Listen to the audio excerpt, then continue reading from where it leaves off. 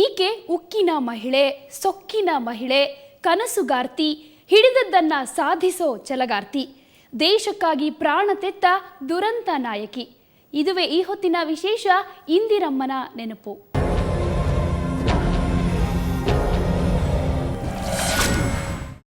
ಭಾರತ ದೇಶವನ್ನ ಇದುವರೆಗೂ 13 ಪ್ರಧಾನಮಂತ್ರಿಗಳು ಆಳಿದ್ದಾರೆ.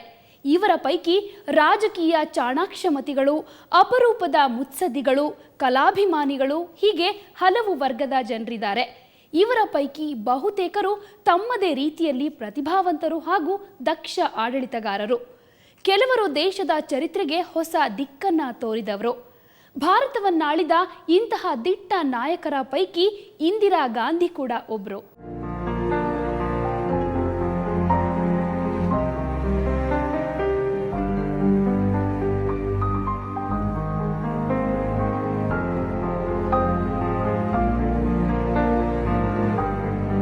ಈಕೆ ದೊಡ್ಡ ದೇಶವನ್ನಾಳಿದ ದಿಟ್ಟ ನಾರಿ.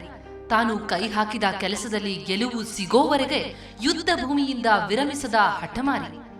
ಎಲ್ಲಕ್ಕಿಂತ ಹೆಚ್ಚಾಗಿ ತನ್ನ ಸ್ವಚ್ಛಂದ ಆಡಳಿತದಿಂದ ಭಾರತದಲ್ಲಿ ಸಂಚಲನ ಮೂಡಿಸಿದ್ದ ನಾಯಕಿ. मुझे चिंता नहीं है कि मैं जीवित रहूं या नहीं रहूं, मेरी लंबी उम्र रही है और मैं ये इस पर मुझे अगर गौरव किसी चीज पर है तो इस पे है कि सारा जीवन मेरा सेवा में गया.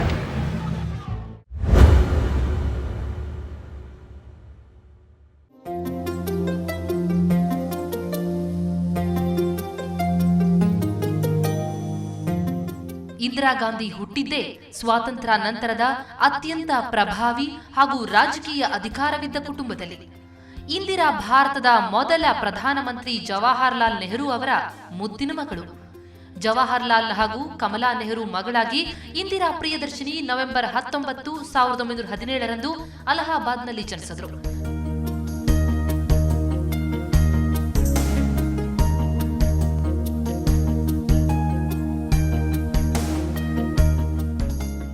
ಮಗಳಿಗೆ ಅತ್ಯುತ್ತಮ ವಿದ್ಯಾಸಂಸ್ಥೆಗಳಲ್ಲಿ ಶಿಕ್ಷಣ ಕೊಡಿಸಬೇಕು ಅನ್ನೋದು ನೆಹರು ಆಸೆಯಾಗಿತ್ತು. ಹೀಗಾಗಿ ಆರಂಭಿಕ ವಿದ್ಯಾಭ್ಯಾಸದ ನಂತರ ನೆಹರು ಇಂದಿರಾರನ್ನ ರವೀಂದ್ರನಾಥ್ ಟಾಗೂರರ ಶಾಂತಿನಿಕೇತನಕ್ಕೆ ಕಳಿಸಿದ್ರು. ಅಲ್ಲಿನ ಮುಕ್ತ ಸ್ವಚ್ಛಂದ ವಾತಾವರಣದಲ್ಲಿ ಇಂದಿರಾ ಜಗತ್ತಿನ ಅತ್ಯುತ್ತಮ ವ್ಯಕ್ತಿಗಳು ಹಾಗೂ ಅವರ ಕೃತಿಗಳೊಂದಿಗೆ ಸಂವಾದ ನಡೆಸುತ್ತಲೇ ಶಿಕ್ಷಣ ಪಡೆದರು.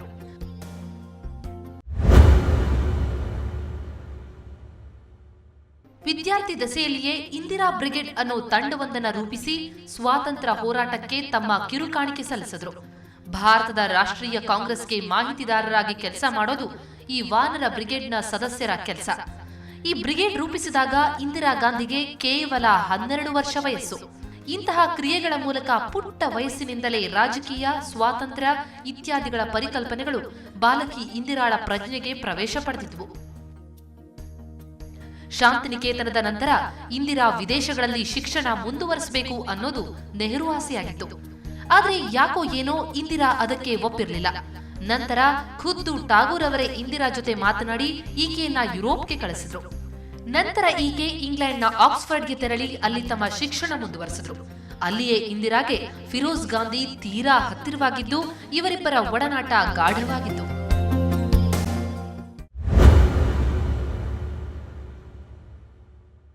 ವಾಸ್ತವವಾಗಿ ಫಿರೋಜ್ ಗಾಂಧಿಯನ್ನ ಇಂದಿರಾ ಮೊದಲ ಬಾರಿಗೆ ನೋಡಿದ್ದು ಅಲಹಾಬಾದ್ನಲ್ಲಿ. ಆದರೆ ಆಗಿನ್ನೂ ಇವರ ಪರಿಚಯ ಅಷ್ಟು ತೀವ್ರಗೊಂಡಿರಲಿಲ್ಲ. ದೂರದ ಇಂಗ್ಲೆಂಡ್ನಲ್ಲಿ ಇಬ್ಬರೂ ಮತ್ತಷ್ಟು ಹತ್ತಿರವಾದರು. ಆಗ ಫಿರೋಜ್ ಲಂಡನ್ ಸ್ಕೂಲ್ ಆಫ್ ಎಕನಾಮಿಕ್ಸ್ನಲ್ಲಿ ಅಧ್ಯಯನ ಮಾಡ್ತಿದ್ರು. ದಿನ ಕಳೆದಂತೆ ಇವರ ಸ್ನೇಹ ಪ್ರೇಮಕ್ಕೆ ತಿರುಗಿತು. ಆರಂಭದಲ್ಲಿ ಜವಾಹರಲಾಲ್ ನೆಹರು ಇವರಿಬ್ಬರ ಪ್ರೇಮಕ್ಕೆ ವಿರೋಧ ವ್ಯಕ್ತಪಡಿಸಿದ್ರು. ಮಹಾತ್ಮ ಗಾಂಧಿ ಮಧ್ಯಪ್ರವೇಶದ ನಂತರ ನೆಹರು ಇಂದಿರಾ ಫಿರೋಜ್ ಮದುವೆಗೆ ಒಪ್ಪಿದ್ರು. 1942ರಲ್ಲಿ ಇವರಿಬ್ಬರ ಮದುವೆ ನೆರವೇರಿತು.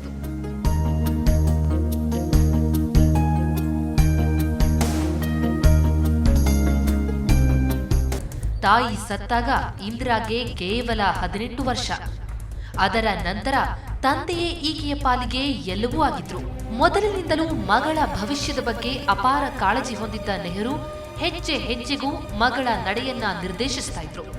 ಪ್ರಧಾನಮಂತ್ರಿಯಾಗಿದ್ದ ನೆಹರು ಮಗಳನ್ನ ತಮ್ಮ ಅನಧಿಕೃತ ರಾಜಕೀಯ ಸಹಾಯಕರನ್ನಾಗಿ ಮಾಡಿಕೊಂಡು ರಾಜಕಾರಣದಲ್ಲಿ ಟ್ರೈನ್ ಅಪ್ ಮಾಡಿದ್ರು. ನೆಹರು ನಿಧನವಾದ ನಂತರ ಲಾಲ್ ಬಹದ್ದೂರ್ ಶಾಸ್ತ್ರಿ ಪ್ರಧಾನಿಯಾಗಿದ್ದ ಅವಧಿಯಲ್ಲಿ ಇಂದಿರಾ ವಾರ್ತಾ ಮತ್ತು ಪ್ರಸಾರ ಖಾತೆ ಸಚಿವೆಯಾಗಿದ್ರು. ಅಷ್ಟೊತ್ತಿಗಾಗಲೇ ರಾಜಕೀಯ ಪಟ್ಟುಗಳಲ್ಲಿ ಒಂದಷ್ಟು ಪಳಗಿದ್ದ ಇಂದಿರಾ ಕೈ ಮೇಲಾಯಿತು. ಜೊತೆಗೆ ಇಂದಿರಾಗೆ ತಮಿಳುನಾಡಿನ ಕಾಮರಾಜ್ ನಾಡಾರ್ ಮುಂತಾದವರ ಬೆಂಬಲವಿತ್ತು. ಇವೆಲ್ಲದರ ನೆರವಿನಿಂದ ಪ್ರಧಾನಿ ರೇಸ್ನಲ್ಲಿ ಮೊರಾರ್ಜಿ ದೇಸಾಯಿ ಅವರನ್ನ ಮಣಿಸಿದ ಇಂದಿರಾ ಸ್ವತಂತ್ರ ಭಾರತದ ಮೊದಲ ಮಹಿಳಾ ಪ್ರಧಾನಿಯಾಗಿ ಚರಿತ್ರೆ ನಿರ್ಮಿಸಿದರು.